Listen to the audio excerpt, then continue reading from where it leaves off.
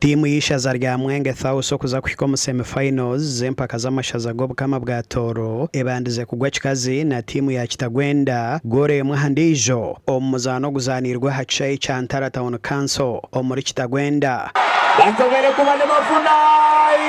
ikolaza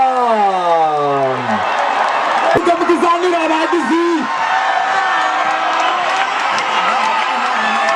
omuzano gubire nugusharaho timu era yebembere group kandi Mwenge erabireho yebembire no bubonero bona nitekereza everyday is a learning day. Next time tuzakwiza stronger tuzakubyinjira show zitu baze kureba twagira icyo twayongeraho the next edition yabo twakomeza better than this. Nimba sima muno mwebale kuzana mpira no kagira mpira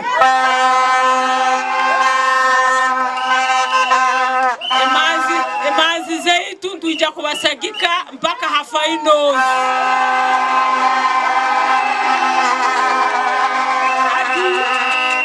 mpira kuongerao mukahure kana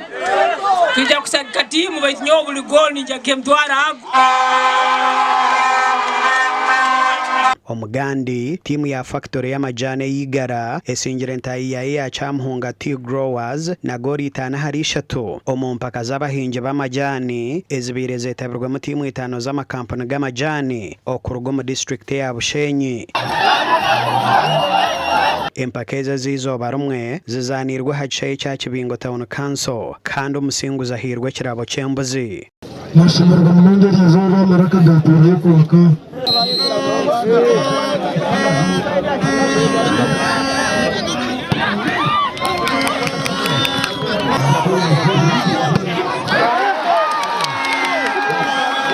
Binemu Kurokosire Tea Company,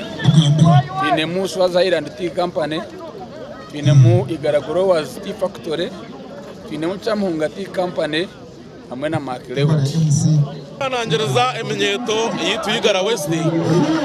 no kugira ngo turete mizaneji eco kubanza ebebize utashanga ngo eryo matatu utashanga ngo eryo mukurya mirunji utashanga ngo eryo mukunywa ebitokoza byo bwongo